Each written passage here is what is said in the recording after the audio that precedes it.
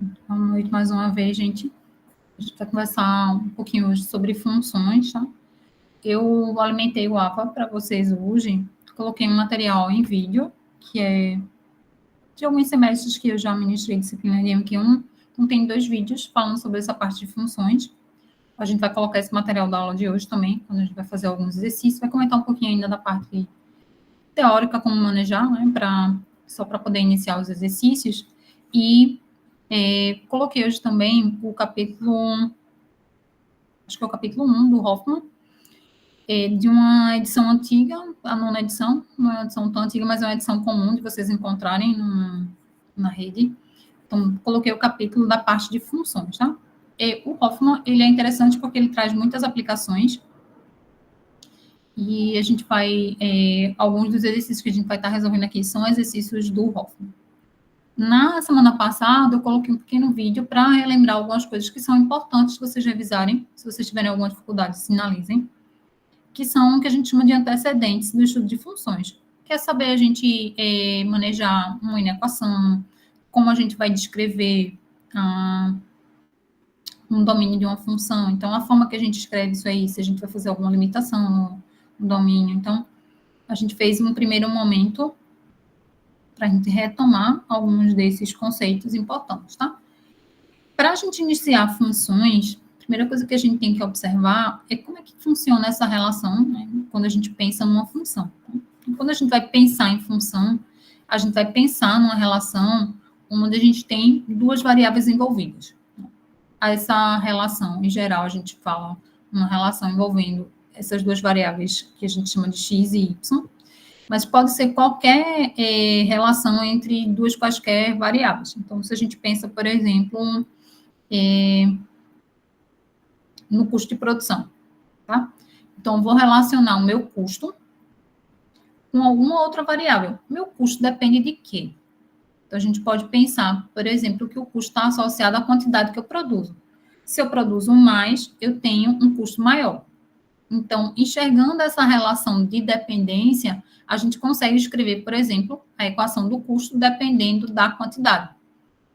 Então, essa quantidade eu vou chamar de que variável? Vou chamar da variável x. Então, a minha função custo eu vou chamar de c. Então, eu vou relacionar c com x. O que é importante quando a gente definir é qual dessas variáveis é a minha variável dependente e qual é a minha variável independente. Então, quando a gente define isso, a gente associa uma dessas variáveis seria equivalente ao que normalmente a gente chama de variável x e a outra seria equivalente ao que normalmente a gente chama de variável y. Até aqui alguma dúvida, alguma pergunta, algo que vocês gostariam de iniciar perguntando sobre funções? Vocês têm alguma dúvida específica, algo que gere mais dificuldade de entender o que seria uma função?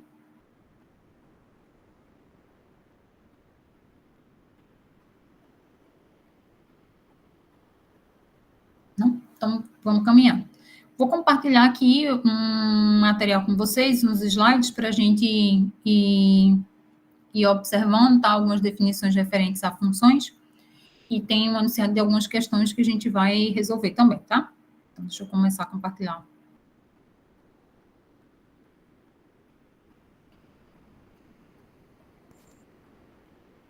Oi, professora, boa noite.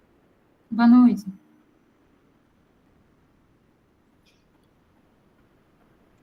Professora, a senhora vai deixar gravada essa aula? Sim, tá gravando já, acho. Vocês estão conseguindo Ok. visualizar a gravação aí? Sim, obrigado. Tá gravando. Depois eu subo no YouTube também e quem está acessando com o e-mail institucional aí consegue olhar lá pelo Drive também, tá? Mas vou deixar salvo no YouTube também. Então, pessoal, quando a gente vai definir função, essa definição inicial é uma definição bem simples. A gente, inclusive, tem no material que está gravado já no vídeo, essa definição que a gente está apresentando aqui. Quando a gente vai pensar em função, a gente está pensando numa regra que vai associar 2 elementos de conjunto.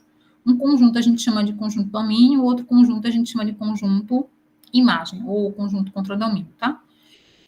Sempre que a gente faz essa associação, a gente tem que pensar nesses 2 conjuntos. Um normalmente está associado ao x e o outro está associado ao y. Tá? Aí, como eu comentei inicialmente, quem é seu X e quem é seu Y vai depender do contexto do problema. Se a gente estiver pensando em custos, por exemplo, o seu Y vai estar associado a essa função custo e o seu X vai estar associado à quantidade que você produz. A gente aqui, em geral, deixa eu colocar aqui uma canetinha, no computador. A gente vai ter essa relação, essa forma de representar. Y é igual a um F de X. O que aparece aqui dentro do parênteses, a gente diz que é a variável que é independente. E essa outra variável que a gente diz, ó, ela depende daqui do X. Ela é uma função de X. Essa outra variável é a variável dependente. Quando a gente relaciona dessa forma, X é independente e o Y é dependente. Se a gente pegasse aqui o comentário que a gente fez sobre a questão do custo. Digo, o custo depende da quantidade.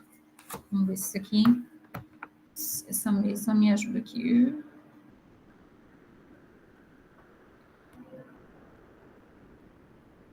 A gente teria o seguinte, custo depende da quantidade. E a gente teria lá uma expressão, tá? Então, C depende da quantidade, e essa quantidade tá ao quadrado mais 2Q, por exemplo. Essa poderia ser uma equação de uma função, essa aqui é uma função que representa a relação entre o custo e a quantidade. Se a gente tivesse esse formato aqui, essa relação de dependência, o X seria associado a essa variável Q e a variável C, que representa o custo, estaria associada à minha variável Y, tá? Então, a gente sempre faz essa associação de qual variável depende de qual, para a gente poder identificar quem seria a variável dependente e quem seria a variável independente. A gente tem diversos formatos de funções. E aí, esses formatos de funções é o objetivo inicial da disciplina, é a gente estudar os tipos de funções que a gente tem, mais comuns. Para todos esses tipos de funções que a gente vai observar, a gente sempre vai ter a preocupação, principalmente, com o conjunto domínio. Por quê? O conjunto domínio, ele vai descrever quais são os valores de x que são possíveis eu utilizar para calcular os valores da minha função. Né? Então, a gente vai estar se preocupando, no primeiro momento, em pensar funções de uma forma geral. E, quando a gente olhar para aquela função, a primeira preocupação que vai ter é qual é o domínio dela. Eu preciso fazer alguma restrição, alguma imposição com relação aos valores de x? Se tiver, eu preciso expressar isso no meu domínio. Então, aqui do lado, a gente tem exemplos de algumas funções que a gente vai se deparar ao longo do curso. Então, a gente tem funções com essa característica aqui, y igual a x mais 1, por exemplo, y igual a x quadrado menos 1, y igual a raiz de x mais 2. Então, vejam que esses problemas aqui apresentam, né, relações de dependência entre a variável x e a variável y. Nesse momento aqui, as funções estão sem contexto, a gente consegue visualizar essa relação de dependência entre as duas variáveis. Consegue enxergar que existem formatos diferentes. Esse primeiro formato aqui, essa primeira função, a gente vai observar mais para frente, que ela tem um formato que a gente chama de uma curva linear, é uma função linear. Já esse segundo exemplo aqui, seria uma função que tem um formato de uma função do segundo grau, ou uma função quadrática. E, nesse último exemplo aqui, a gente teria um exemplo de uma função no formato raiz. Quando a gente vai tratar dessa preocupação no que é domínio, que é imagem, onde é que está a minha variável dependente, onde é que está a minha variável independente, graficamente, a gente poderia enxergar através dessa figura aqui. O domínio são os valores que eu me preocupo aqui, que a minha variável x vai poder assumir. E o conjunto imagem vai ser aquele conjunto de valores de y que eu consigo encontrar se eu olhar os valores de x dentro do domínio. Então, se eu pegar, por exemplo, esse xzinho aqui, x1, eu sei encontrar, né, através daqui dessa parte gráfica, né, quem seria o y correspondente. Então, meu x1 está aqui dentro. Ó. Eu marquei que meu domínio era toda essa parte aqui que está marcada em vermelho, tá? Então, meu x1 está aqui dentro do domínio. Aí, percebam que isso me gerou um y que está aqui dentro do conjunto imagem, ok? quando a gente vai encontrar domínios, né, a gente precisa enxergar isso. Quais são os valores que são possíveis para X? Será que eu preciso impor alguma restrição? Então, a gente tem aqui alguns outros exemplos em que a gente poderia se preocupar em especificar qual o domínio, tá? Então, pensar no domínio é pensar se eu preciso colocar alguma restrição nos valores que a variável x pode assumir, ok? Então, para esse primeiro exemplo aqui, será que tem algum valor que é impedido o x assumir? Então, vamos abrir lá um quadro, tá? Mas já vamos pensando qual seriam as imposições que eu preciso fazer em x para o y poder ser calculado. Ou será que eu não preciso fazer nenhuma imposição? Para esse exemplo 2. Tem algum valor de x que seja proibido? Ou não? X pode ser qualquer valor. Assim como para o terceiro exemplo e para os demais. Né? Então, a ideia é pensar no domínio, pensar em restrições que a gente vai impor para a minha função funcional. Ok? Então, vamos lá abrir o quadro e começar a rabiscar aqui algumas soluções, tá?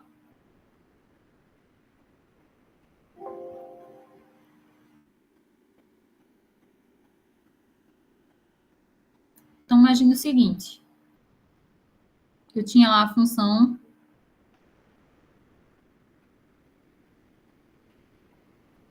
y igual a x mais 1. Para essa função, eu pergunto, eu posso ter valores de x negativos? Eu consigo calcular o valor de y se o valor de x for negativo?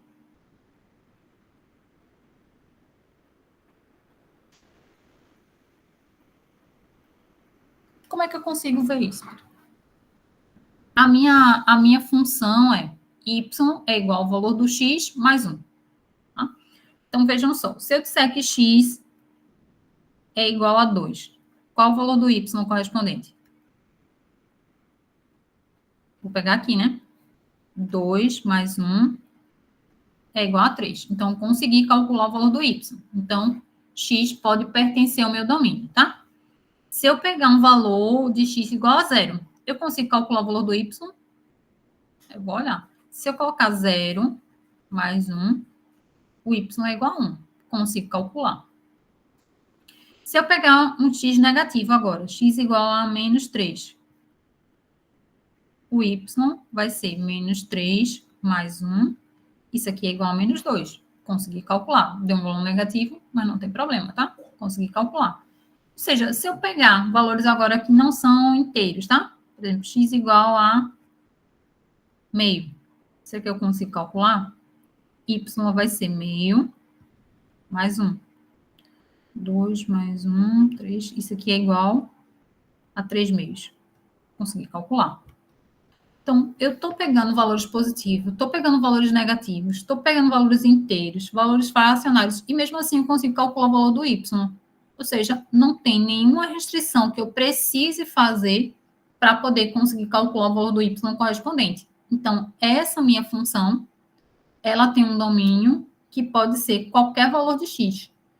Quando a gente tem essa situação, a gente diz que o domínio dessa função são todos os reais. Então, para essa função, o domínio dela, tá? Vou escrever aqui do lado. A gente representa como sendo D é igual a X pertencente aos reais. Tá? A gente vai representar dessa forma aqui. Vamos olhar um segundo exemplo. No segundo exemplo, a gente tem y igual a raiz de x mais 2.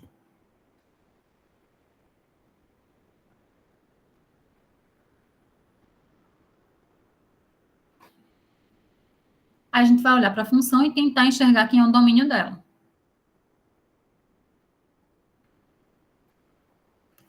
Me digam o seguinte, essa função é a raiz quadrada de x mais 2. Eu posso colocar qualquer valor de x aqui e conseguir encontrar a raiz. que é que vocês lembram de uma função que é raiz quadrada? A função raiz, ela pode extrair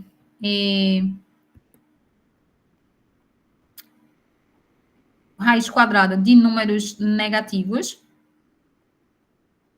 Deixa eu botar para cá para vocês. Eu posso extrair raiz quadrada de números negativos? Não, né? Pronto, ótimo. Então, não posso extrair, tem que ser maior ou igual a zero, joia, Emily. Então, eu tenho que impor que o que aparece aqui dentro precisa ser maior ou igual a zero, porque eu não posso ter, ó, y igual a raiz de x, essa seria a função mais comum, tá? Aqui o x precisaria ser maior ou igual a zero. A função que eu tenho não é essa. A função que eu tenho é raiz de x mais 2. O que é que eu tenho que fazer?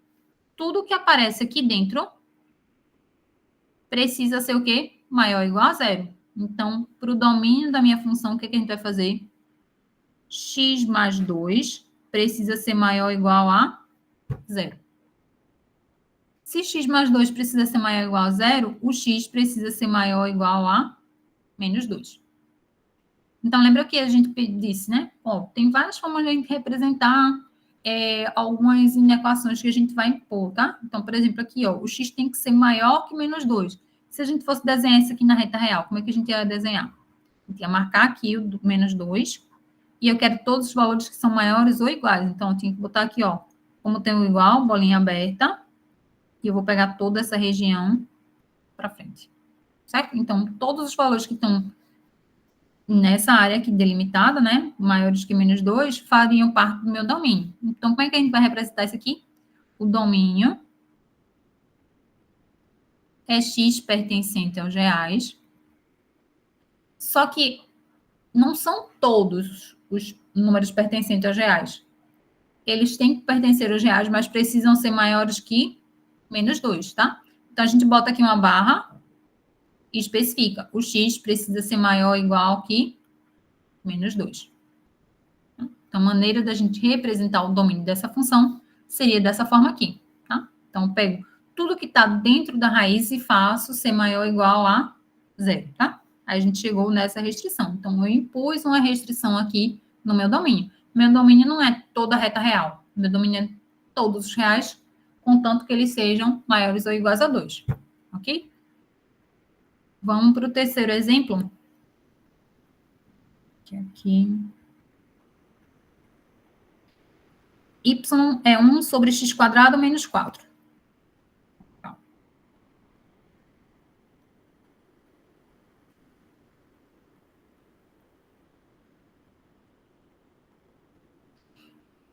Quando a gente tem agora essa função, ela tem uma divisão entre trechos de função, né? Ela tem lá o número 1, numerador, e embaixo no denominador tem x quadrado menos 4. Essa função, ela é uma função que tem um comportamento de ser uma função racional, ser uma função que é uma divisão quociente, que lembra um pouco essa daqui, né?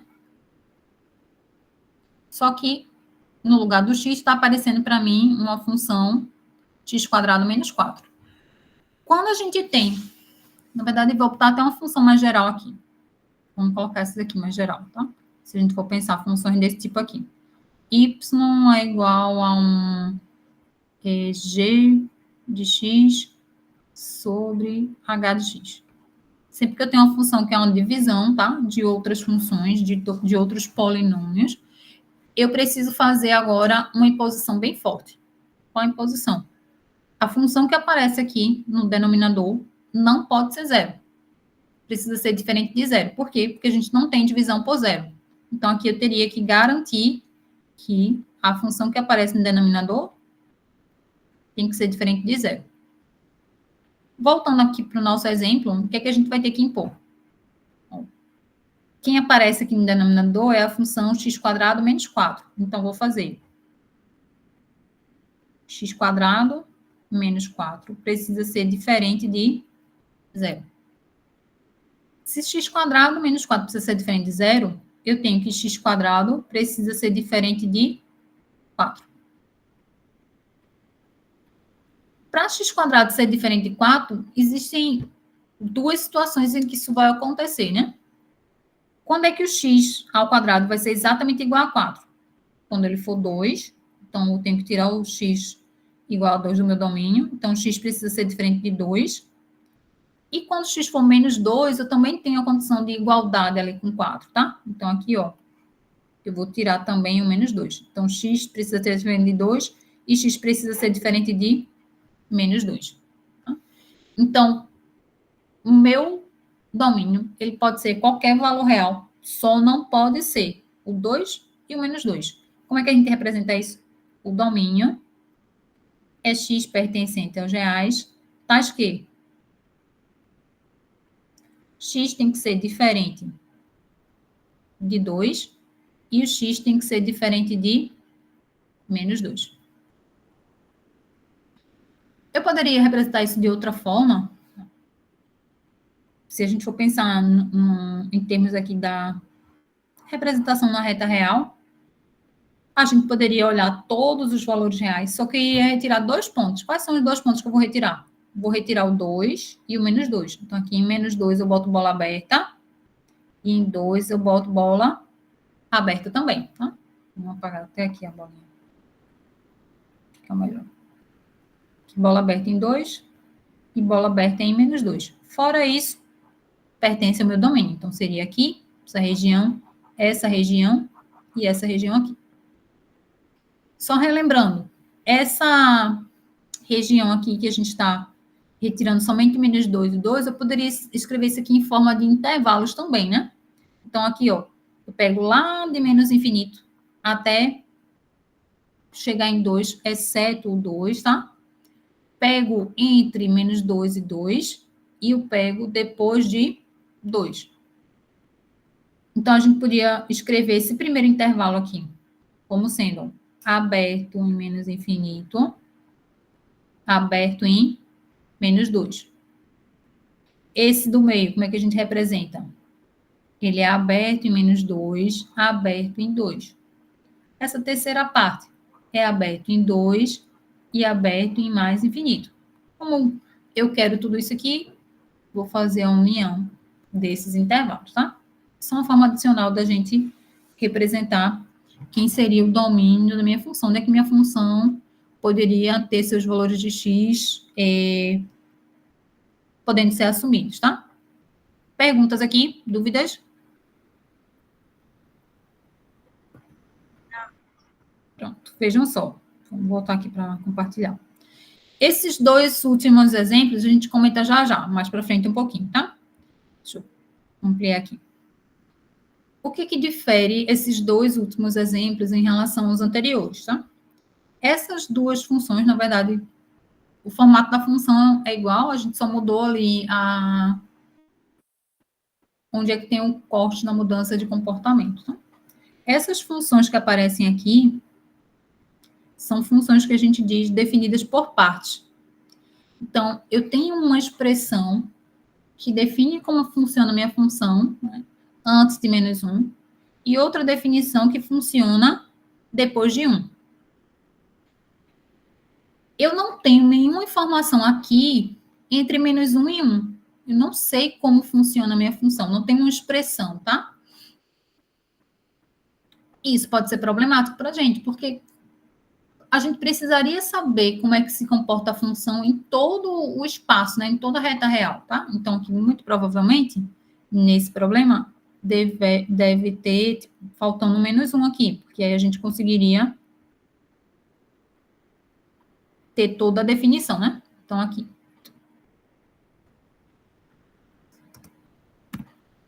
Ops, por que esse negócio está assim? Vou corrigir aqui. Então, se a gente tivesse, na verdade, agora essa configuração, estaria ok, tá? A função se comporta com esse formato antes de menos 1 e se comporta com esse formato depois de menos 1. Ou esse corte, essa mudança de comportamento poderia acontecer no ponto 1. Então, antes de 1, ela funciona nesse formato, depois de 1, ela funciona no outro formato. Então, o que importa é, eu posso ter situações em que eu vou ter definições para minhas funções diferentes. primeiro trecho aqui é a equação de uma reta, o segundo trecho é a equação de uma parábola. Tá? Então, isso vai acontecer em algumas situações. E aí, a gente tem que atentar que, quando a gente for olhar o domínio dessa função, eu tenho que me preocupar com o domínio dessa função, contanto que os x sejam menores do que menos 1, e como é que se comporta essa função depois do menos 1, tá? Então, a gente comenta sobre o domínio dessas funções já já. Antes da gente avançar um pouquinho,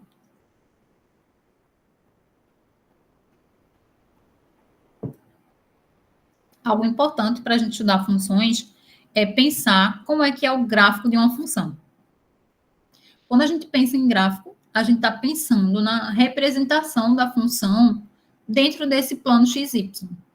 Então, eu consigo, sabendo quem é o valor de x, sabendo quem é o valor de y, se eu tenho essa informação para diversos pontos, eu consigo, muitas vezes, visualizar como é que é o comportamento completo dessa função, tá? Então, pelo menos uma boa amostra dele. Sempre que a gente tiver uma função, a gente consegue representá-la através de um gráfico. Mas nem todo gráfico que tem lá, ele vai ser representativo de uma função para a gente. Então, toda função tem um gráfico associado, mas nem todo gráfico, nem todo esboço que a gente desenha lá no plano XY vai representar uma função, tá? Como é que a gente consegue diferenciar isso? Se o que está lá esboçado, que está lá desenhado, representa o gráfico de alguma função. Através desse teste aqui, é o teste da reta vertical. O teste da reta vertical é, se você tem um gráfico lá, você vai traçar retas verticais. E aí, quando você faz esse traçado, as retas, elas só podem interceptar a curva em, no máximo, um ponto. Então, ou vai ter trechos que ela não corta, ou tem cortes em somente um ponto. Se cortar em 2 pontos ou mais, não representa o gráfico de uma função. Então, aqui, por exemplo, essa figura é do livro do Hoffman. A gente tem esse primeiro esboço aqui, quando a gente traça retas verticais. Tem essa primeira aqui, né, traçada. Vou traçar outras aqui. O que é que acontece aqui? Quando eu estou traçando essas retas verticais, a minha curva sai cortada em apenas um ponto. Então, esse gráfico aqui representa o gráfico de uma função. Nesse segundo exemplo aqui, ó, eu tenho essa... Vou escurecer aqui. Essa reta vertical cortando esse gráfico, né, em 1, 2, 3 pontos. Então, a gente já pode dizer que esse gráfico aqui do item B não representa o gráfico de uma função. Mesma coisa para cá, se eu traçar outra reta, ó, vai cortar em mais de um ponto. No item C, a gente tem, ó, um trecho aqui, onde essa reta está passando, ela não está cortando nenhum ponto. Se eu traçar outra reta aqui vertical, vai cortar somente em um ponto.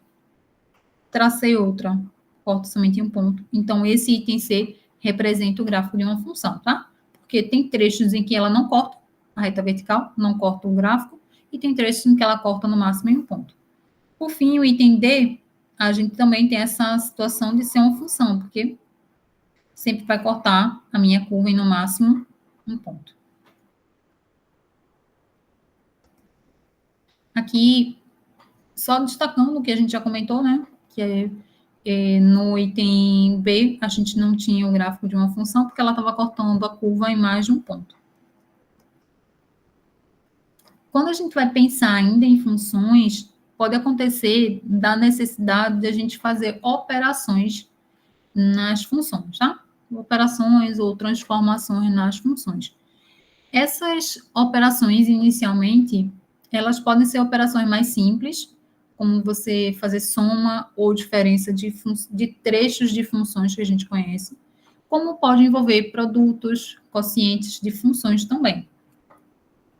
Então, a gente pode pensar numa função onde ela é formada por vários pedacinhos de outras funções mais simples. Tá? Lembram que a gente deixou 2 exemplos para olhar o domínio depois, porque eram funções que eram constituídas por dois trechos de funções diferentes, tá? Ali a gente tinha uma combinação de dois trechos de funções que representavam, né, minha função final, dependendo do valor de x que eu estou olhando, tá? O que pode acontecer é, para todo o domínio da minha função, eu fazer a composição de vários trechinhos. Então, se a gente pensar, por exemplo, nessa função f grande igual a 2x mais 4, como é que eu consigo pensar essa função como sendo a soma de duas partes?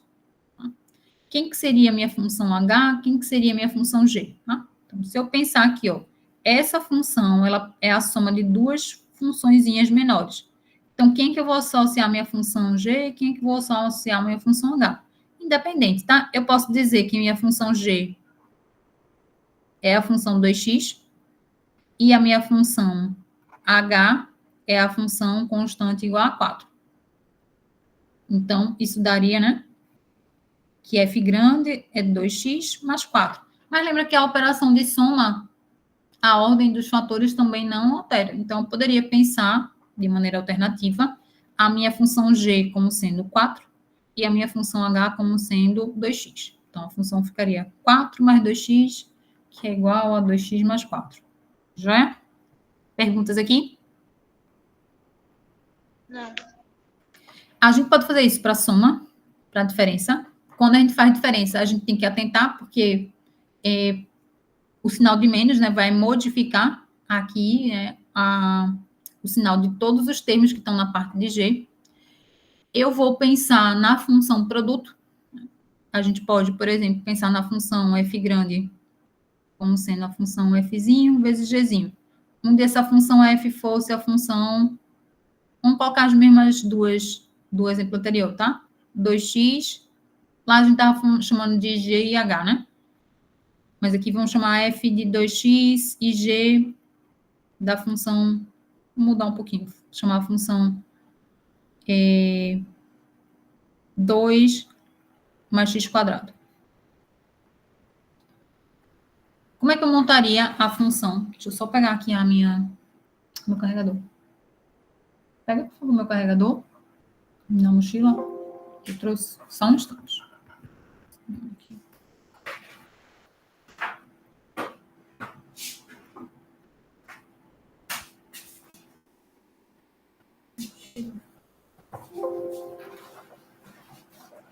Cheio.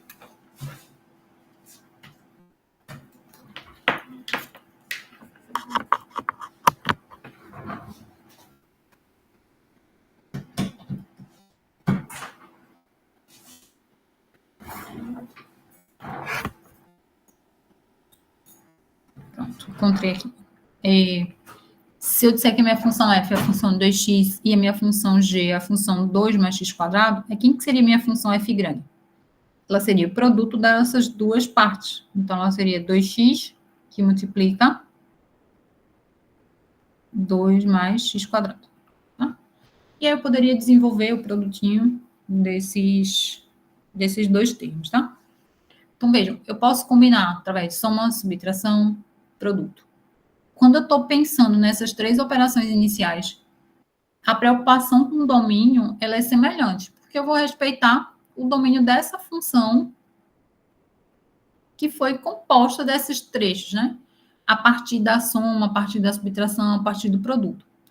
Quando eu penso em montar uma função que ela vai ser o quociente de dois trechinhos, eu tenho que ter uma preocupação adicional. Qual a preocupação adicional que eu tenho que ter? O domínio dela tem que levar em consideração que eu não posso fazer divisão por zero, tá? Então, é isso que a gente destacou, a gente precisa se preocupar principalmente com a função que aparece no denominador e retirar a possibilidade dela ser zero. Outra frente de trabalho com funções é o que a gente chama de composição de funções. Tá? Então, a gente consegue montar uma função compondo também, através de soma, diferenças, produtos e quocientes. Mas o que a gente, de fato, define como composição é a gente pensar em inserir uma função dentro da outra. Tá? As operações que a gente fez anteriormente, a gente sempre mantém as estruturas e opera algebricamente os trechos de funções. Quando a gente vai tratar de composição, o processo é diferente. Tá? Eu vou pegar uma função e vou inserir dentro da outra. Tá? A maneira da gente representar é escrevendo assim: f é uma função da função g de x, ou com essa forma aqui, fog, que a gente chama, né? F, essa bolinha indicando composição, g. Então, aqui eu tenho f composta com g. É a função f, cujo argumento, que a gente chama, é a minha função g. O que acontece é, eu tinha antes aqui a função f, que dependia de x. E eu tinha uma outra função, que eu chamo de função g. Eu vou pegar essa função toda e vou colocar no lugar da variável x dessa função f. Isso é a composição, tá? Quando a gente faz isso, a gente tem uma função f, que ela não depende mais de x agora. Ela depende de uma outra função, a função g. Então, é f composta com g de x. Quando a gente vai pensar nisso, qual a preocupação da gente? Essa função que aparece aqui dentro. Essa função é a função que vai definir o domínio dessa função composta, tá? Para a gente visualizar o domínio, na verdade, é melhor que a gente enxergue quem é a função composta e aí se preocupa com as restrições que a gente vai fazer com relação a ela, tá? Para olhar composições, a gente pode, nesses exercícios que a gente fez aí de domínio, para os primeiros, tá? A gente pode pensar em fazer algumas composições a partir dessas funções aqui, tá? Então, vamos, por exemplo, fazer a composição. Então, aqui a gente já fez esse. Vamos comentar esses daqui. Corrigir só esse aqui.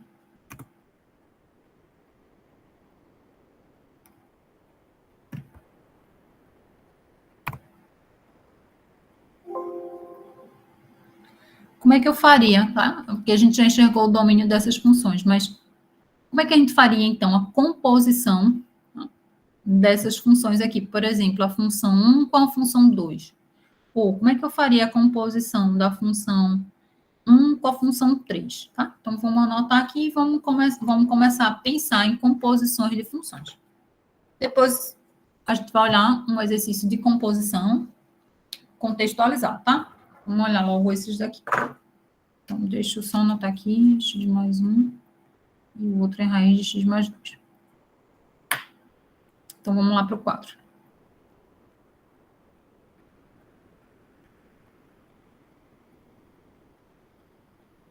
Então, vamos pensar aqui em composição, tá? Quando eu estou pensando em composição, lembrando que eu tenho uma função f de x, tenho outra função g de x. O que é que eu vou fazer? Vou pegar essa e vou colocar no lugar da variável x aqui. Então, eu chamo f de g de x. Isso aqui é a função composta.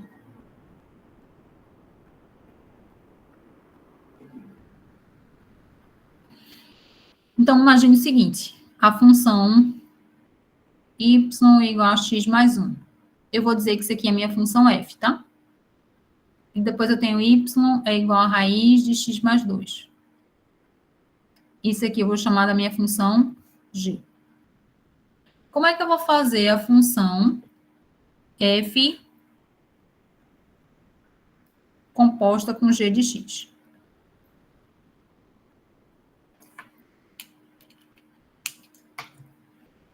A gente vai pensar o seguinte. Se eu tivesse olhando só a função f, o que, que seria? Seria a função x mais 1. O que é que eu vou fazer? No lugar da variável x, eu vou retirar a variável x e vou colocar quem? A minha função g de x. Então, a estrutura da minha função composta, f de g de x, seria a função g de x mais 1. Onde tem x, eu tiro e vou botar a função g. Só que, quem é a minha função g? Minha função g é a função raiz de x mais 2. Então, vai ser raiz de x mais 2 mais 1. Essa seria a expressão da minha função composta. F composta com g de x. Perguntas aqui? Alguma dúvida nessa parte de composição?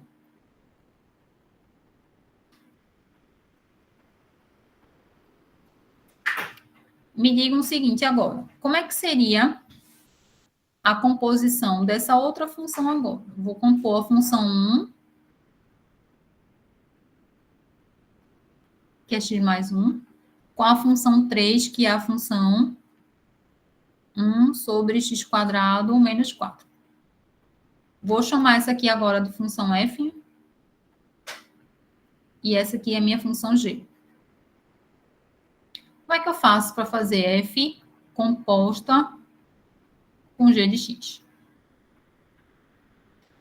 Lembrem, eu vou pegar a função f, e onde tiver a variável x, eu vou substituir pela função g. Então, aqui seria, no lugar de x mais 1, vou tirar esse x e vou colocar minha função g de x, tá? Então, vai ficar, onde tem g, eu vou colocar 1 sobre x quadrado menos 4 mais 1. E isso aqui seria a expressão da minha função composta. Tá? Vamos pensar agora em composição no sentido inverso. Pensem se você tiver interesse em fazer a função g composta com a função f. Essa é outra composição que a gente pode fazer, tá? A gente vai inverter a composição. O que eu vou fazer agora? A ideia é olhar para a função g e onde tiver a variável x, eu vou retirar e vou colocar a função f. Então, qual é a estrutura da função g? Ela é 1 sobre x quadrado mais, x menos 4. Então, onde tem a variável x, eu vou retirar e vou colocar quem? A minha função f de x. Então, a gente teria essa estrutura inicialmente. 1 sobre f ao quadrado menos 4. F de x, né? Vou colocar f de x.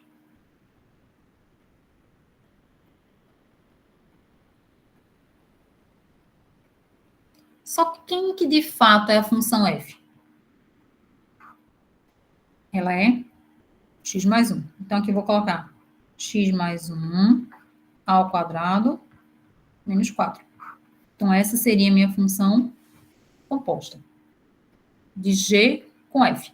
Percebem que é diferente se eu faço f composta com g, a função que é resultante é diferente da função g composta com f. Tá? Se a gente voltar aqui no anterior, ó, aqui a gente tinha f composta com g, a gente também pode fazer g composto com f de x. Como é que funcionaria essa função? Eu vou pegar a estrutura da função g, que é raiz de x mais 2, só que no lugar do x, eu vou retirar e vou colocar a função f. Então, vai ficar raiz quadrada de f de x mais 2. Só que quem é a função f? A função f é x mais 1. Então, vai ficar x mais 1 mais 2. Então, aqui a gente está destacando quem é a função f, tá? Para arrumar a composição, a gente pode somar aqui as constantes. Ficaria x mais 3.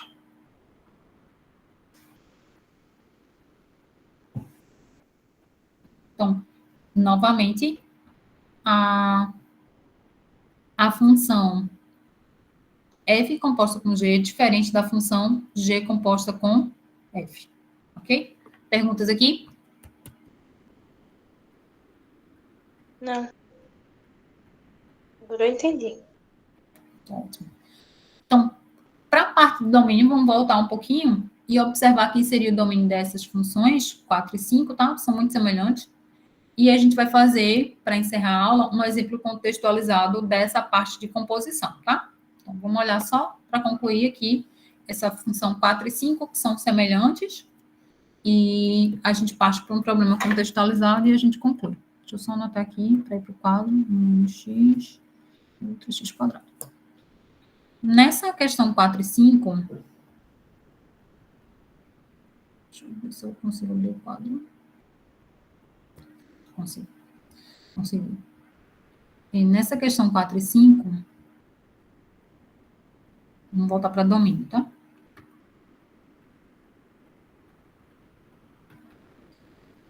a gente quer chamar a atenção do seguinte. Eu tenho aqui a função x mais 1, e aqui eu tenho outra parte que é igual à função x quadrado, tá? Aqui, o x é menor ou igual a menos 1, e o x maior que menos 1. Acho que é isso aqui. Isso, menor ou igual. Ok? Então, antes de menos 1 até chegar em menos 1, a minha função se comporta com esse formato aqui. X mais 1. Depois de menos 1, a minha função se comporta com esse formato aqui. Então, para a gente achar o domínio dessa função, eu tenho que olhar antes de menos 1. Como é que é a minha função? Minha função seria somente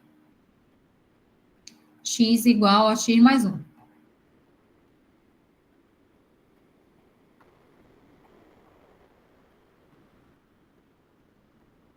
Quando a minha função tem esse formato, eu tenho algum problema para calcular o y? Não, porque eu sempre vou pegar o valor do x e vou somar uma unidade. Então, para todos... Faltou só aqui menos 1. Então, esqueci de anotar o menos 1 aqui. Para todos os valores de x, eu consigo calcular o y correspondente, somente adicionando uma unidade, tá? Veja, agora isso só vale para quando os valores de x são menores que menos 1. Então, para essa parte, eu não tenho nenhum problema na minha definição. Ok? Depois, eu vou olhar separadamente os valores de x que são maiores que menos 1. Depois de menos 1, a minha função se comporta como sendo y igual a x ao quadrado. Não sei se vocês lembram lá do ensino médio, tá? Mas funções que têm esse comportamento y igual a x quadrado é uma função de que tipo? Uma parábolazinha, né? Com a concavidade para cima. Quando eu estou olhando uma parábola, tem algum problema de atribuir valores para x?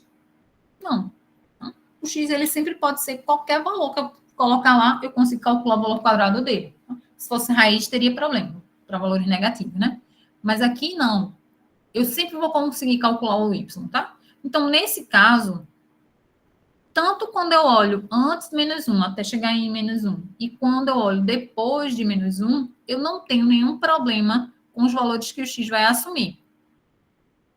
O único ponto onde poderia dar algum conflito seria exatamente no menos 1, né? Porque depois dele se comporta de um jeito, antes dele se comporta de outro. Mas quando ele é exatamente igual, ele funciona por aqui, ele funciona com esse comportamento aqui, tá? Então, nesse caso, o domínio dessa função é x pertencente aos reais. Não tem nenhum ponto que vai me gerar nenhum problema, tá? A mesma coisa para o exemplo 5, tá? No exemplo 5, o que muda é que eu vou fazer essa mudança de comportamento no ponto 1, que ele está mudando o comportamento no ponto menos 1. No outro exemplo, ele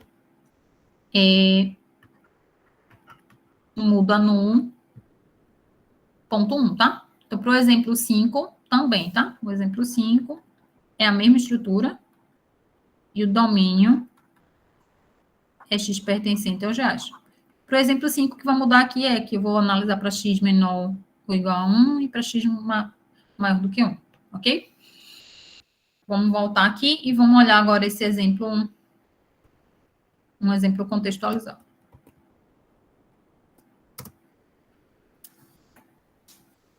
A gente tem o seguinte, os ambientalistas estimam que em uma certa cidade, a concentração média de monóxido de carbono no ar durante o dia será de Cp igual a 0,4P mais 1 partes por milhão, quando a cidade tiver uma população de P.000 habitantes.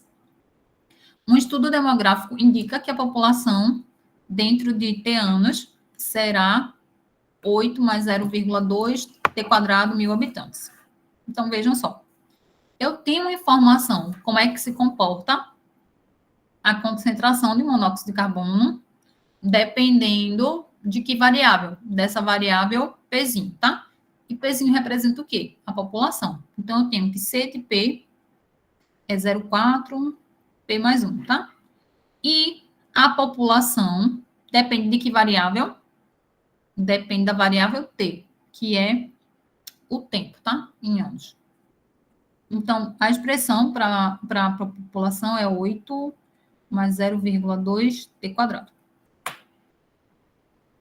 Só anotando ali para a gente poder comentar. Então, aqui, ó, vamos destacar aqui o seguinte. Eu tenho que a concentração de carbono depende de que variável? Da variável P, tá? Então, C é a concentração de carbono. P é a população. E T é o tempo. C, quando a gente escreve C entre parênteses P, significa que C depende da variável P. Então, a concentração de carbono depende da variável P, que indica a população. Então, C depende de P. E a minha população depende de quem? Depende do tempo. Então, percebem que a concentração depende da população e a população depende do tempo. Ora, se a concentração depende de P e P depende de T, então eu posso dizer que a concentração no fim vai depender também do tempo. Por quê? A concentração depende da população, mas a população depende do tempo. Então, a gente tem, nesse caso aqui, quando a gente expressa dessa forma, uma função composta. Por quê? Eu estou tomando, né, a minha variável, no momento, né, que seria a população, e eu sei que ela depende de uma outra variável. Eu posso fazer essa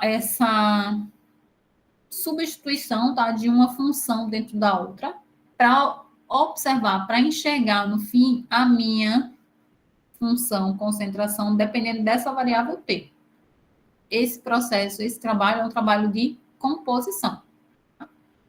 Consegue enxergar isso? Eu tenho uma variável dependendo da outra e essa aqui do meio depende de uma terceira. Então, posso fazer essa primeira dependendo da última, tá?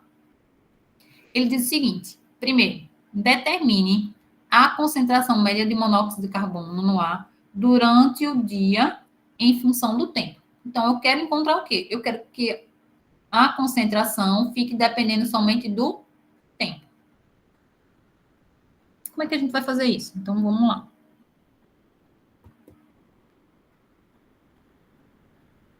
Então, eu sei que a concentração depende de P. Deixa eu colocar aqui composição.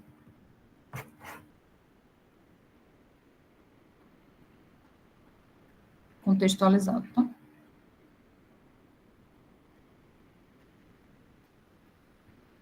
Então, aqui, a concentração depende da população e a população depende do tempo. Concentração dependendo da população, ela é 0,4 P mais 1. E a população dependendo do tempo é 8 mais 0,2 T quadrado. Eu quero no item A achar a concentração dependendo do tempo. Quero achar a expressão. Então, vejam, eu enxergo essa cadeia de dependência, tá? C depende de P e P depende de T. Então, o que é que eu faço? Eu vou pegar essa expressão aqui e vou substituir aqui, para ter C, que depende de P, mas P depende de T.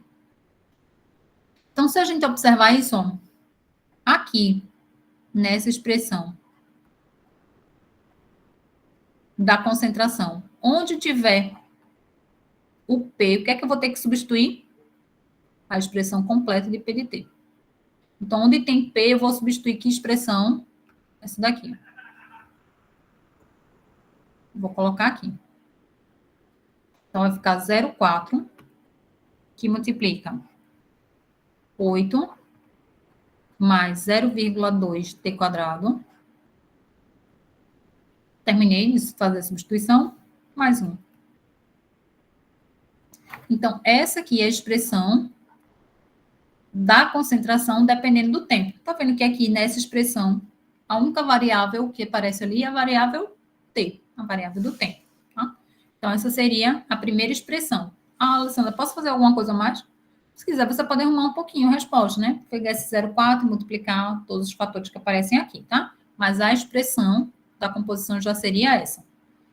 No item B, ele pede o seguinte: qual será a concentração de monóxido de carbono daqui a 2 anos? Então, veja, eu quero encontrar a concentração daqui a 2 anos. Então, eu já quero... Eu não encontrei no item A uma relação da concentração com o tempo. Pronto, vou usar essa expressão para poder calcular o item B, tá? Qual é a concentração daqui a 2 anos. Então, para o item B, ele quer saber qual é a concentração quando T for igual a 2. Então, o que a gente vai fazer? A gente vai usar essa expressão aqui. Então, a concentração para daqui a 2 anos, né? Quando T for igual a 2, vai ser 0,4, né? Vamos lembrar desse aqui, 0,4, que multiplica 8, mais 0,2 t quadrado, mais 1. Só que aqui eu vou olhar o t como sendo 2, né? Então, já vamos colocar aqui, substituir, tá? É 0,2, 2 ao quadrado, mais 1. Então, aqui a concentração vai ser 0,4 vezes 8 mais. Aí, vou fazer aqui. Alguém me ajuda a fazer aí? Vai ser 4 vezes 0,2.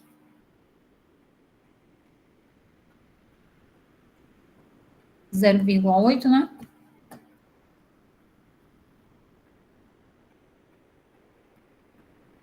Aí aqui vai ficar 0,4 vezes 8,8 mais 1.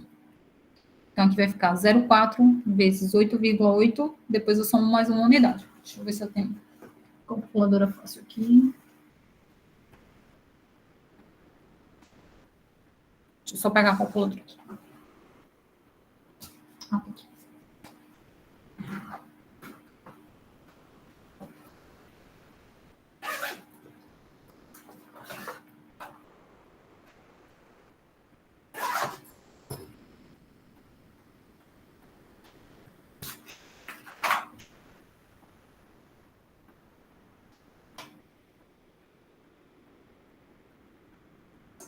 Então, a gente vai pegar aqui 8,8 vezes 0,4, dá 3,52 mais 1, 4,52.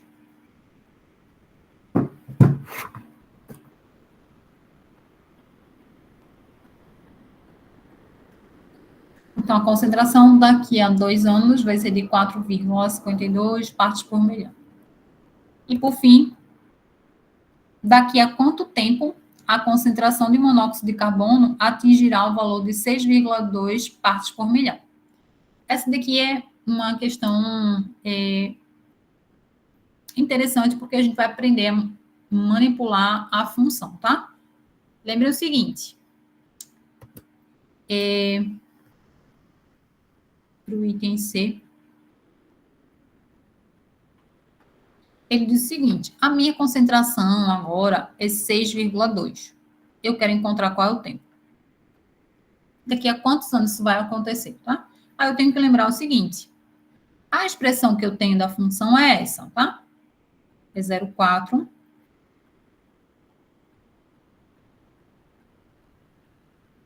multiplica 0,8 mais 0,2 t quadrado. Mais 1. Então, o que eu quero agora é, se esse lado for 6,2, qual é o t que tem que aparecer aqui? Então, primeiro a gente pode melhorar um pouquinho essa expressão para ficar mais simples para a gente trabalhar, tá? Então, se a gente fizer a multiplicação aqui, 0,4 com 0,8, isso aqui é 0,32, mais 0,4 vezes 0,2, 0,08, t quadrado mais 1. Então, a minha expressão mais simplificada, ela é 1,32 mais 0,08 t quadrado. Então, essa é a expressão mais simplificada da concentração em relação ao tempo. O que eu tenho aqui? O que nesse item C a gente quer? A gente quer achar qual é o tempo que me faz com que a concentração seja 6,2. O que a gente faz para descobrir isso aqui? Eu vou colocar aqui, ó, onde tem a concentração vai ser 6,2. E depois a gente vai tentar descobrir quem é esse T. Para descobrir esse T, eu preciso isolá-lo. Então, a primeira coisa que eu vou fazer, eu vou pegar 1,32 e vou passar para cá. Então, 6,2 menos 1,32 tem que ser igual a 0,08 t quadrado. Quando a gente faz essa diferença, 6,2 menos 1,32, aqui vai dar 4,88. Isso aqui é igual a 0,08 t quadrado. Então, aqui, ó, como é que eu faço para isolar? Eu vou pegar esse 0,08 que está multiplicando, vou passar para o outro lado dividindo. Então, vai ficar 4,88 dividido por 0,08 é igual a t quadrado. Quando a gente faz essa diferença, essa divisão, isso vai dar 61. Então, eu tenho que 61 é igual a t ao quadrado. Quem que vai ser t? Para descobrir t, eu vou extrair a raiz quadrada, né? Então, t vai ser... Seria mais ou menos a raiz quadrada, tá? Só que como é um tempo, tem que ser um valor positivo, tá? Então, eu vou olhar só para a raiz positiva. Eu vou pegar e extrair a raiz quadrada de 61. A raiz quadrada de 61 é 7,81, aproximadamente. Então, T é aproximadamente 7,81. Então, ou seja, um pouco antes de 8 anos, a gente consegue atingir aquela concentração. Ok? Deem uma olhada, veja se tem alguma dúvida, alguma pergunta.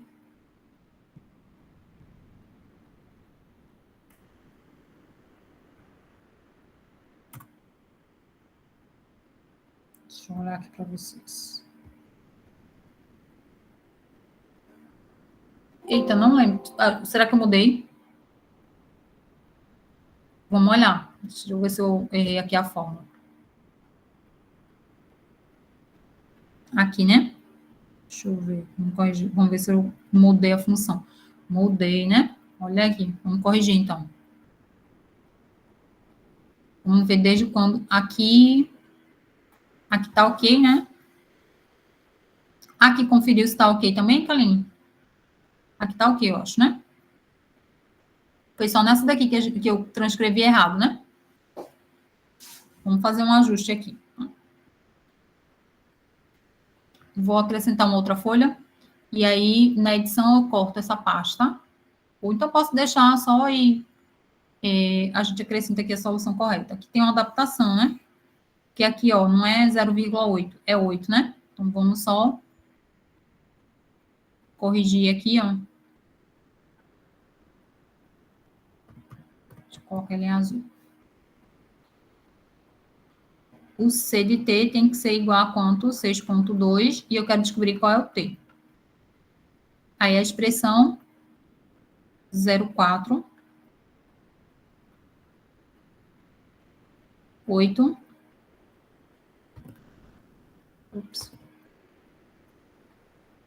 8 mais 0,2 t quadrado, mais 1. Agora vamos 0,4 vezes 8, 3,2, mais, aí o outro fica igual, né? 0,08, mais 1. Aí aqui vai ficar C de T é igual a 4,2 mais 0,08 t quadrado. Vou assumir agora o 6,2, tá? Então, 6,2 é igual a 4,2 mais 0,08 t quadrado. Ficou bem mais simples, né? Aqui a diferença, né? 6,2 menos 4,2 é igual a 0,08 t quadrado. Aí aqui a diferença vai dar 2, né? Então, eu tenho que 2 é igual a 0,08 t quadrado. Então, t quadrado vai ser essa divisão, né? Dá conta aqui. 2 dividido por 0,08 dá 25. Olha como deu mais bonito. T quadrado é igual a 25. Isso implica, então, que o t seria a raiz quadrada de 25. Mais ou menos, né? A raiz quadrada, como a gente está pensando em tempo só é valor positivo, então t é igual a 5. Então, para que se atinja essa concentração de 5,2, o tempo que deve se passar é de 5 anos. Ok? Deem uma olhada, ver se tem alguma dúvida, alguma pergunta. Obrigada pela observação, Kaline. Posso parar aqui a apresentação? Eu converso melhor com vocês. Alguma dúvida, gente? Alguma pergunta? Não, professora. Obrigada. Por nada. Vamos ficando por aqui hoje, certo? Vou disponibilizar o vídeo lá. Deem uma olhada no restante do material que eu coloquei lá para vocês também. Tem alguns outros vídeos lá disponíveis. Vou fazer a indicação de algumas sugestões de exercícios e indo direcionando para os principais tipos de funções, tá? O objetivo na sequência é a gente olhar cada tipo de função que a gente pode se deparar. Funções mais simples, como função linear, função de segundo grau, falar um pouco mais sobre funções racionais, e aí depois a gente entra na parte de funções exponenciais e logarítmicas, tá? Para até o final desse primeiro bloco de unidades. Então, para os próximos encontros, a gente vai entrar um pouquinho mais a fundo nos diversos tipos de funções, nas aplicações que a gente tem para esses tipos de funções. Tá joia? Combinado? Vamos encerrando por aqui. Boa noite. Obrigada, gente. E até a próxima aula. Vou parar a gravação, tá?